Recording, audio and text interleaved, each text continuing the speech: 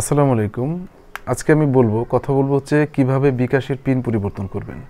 তো বিকাশ হচ্ছে বর্তমান সময়ে সবচেয়ে জনবহুল এবং সব শ্রেণীর লোকের জন্য মূলত টাকা আদান প্রদান, মূলত টাকা উত্তোলনের জনপ্রিয় মাধ্যম, এবং এটা সহজলভ্য এবং এটা সবখানে পাওয়া যায় এবং সব লেভেলের লোকগুলোই মূলত বিকাশের মাধ্যমে তারা তাদের টাকা ট্রান্সফার বা টাকা আদান প্রদানের জন্য মাধ্যম হিসেবে ব্যবহার করে।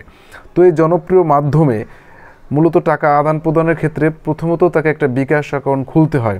তো এই বিকাশ অ্যাকাউন্ট খুলতে গেলে একটা পিন ব্যবহার করতে হয় এবং সেই পিনটা সে হতে পারে 4 ডিজিটের পিন, কিন্তু সে এই পিনটা আদান প্রদান করার সময় সে কিন্তু ভুলে যায় বা তার মনে থাকে না যে আসলে সে তার বিকাশ অ্যাকাউন্টে কী পিন দিয়েছিল।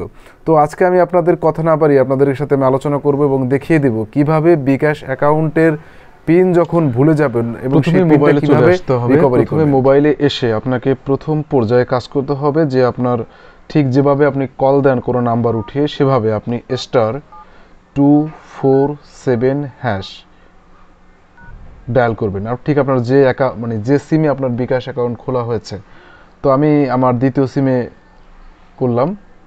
তো এরপরে যখন এরকম ঘুরতেছে, তো কিছুটা সময় নেবে আপনার এই ওদের যে ইন্টারফেস সেটা চলে আসছে। তো এখন চলে এসেছে *247# ডায়াল করার পর ঠিক এরকম একটা ইন্টারফেস চলে আসবে। ঠিক নিচে 10 নম্বরে যেটা আছে রিসেট পিন, তো সেটার উপরে 10 লিখুন।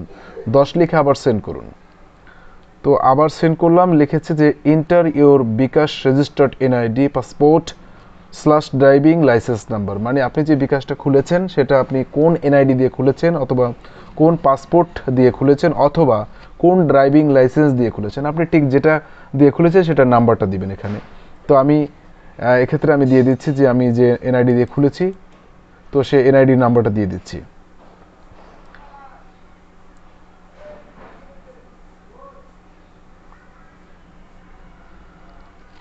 তো দিয়ে দিলাম। দিয়ে দেওয়ার পর লেখা আছে যে enter the 4 digit of your birth ইয়ার, আপনার জন্মসালটা ঠিক এখানে জন্মসালটা কত সেটা লিখে দেবেন। তো লিখে দিয়ে সেন্ড করবেন।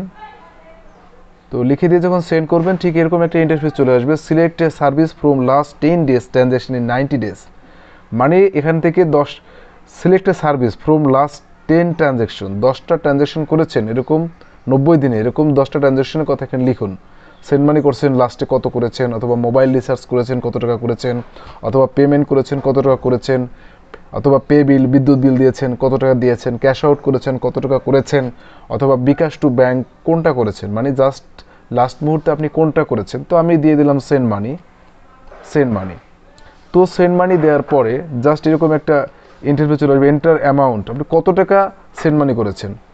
আমি কত টাকা সেন্ড মানি করেছি, আমি 100 টাকা সেন্ড মানি করেছি, দিলাম। তো দেওয়ার পরে ঠিক এরকম একটা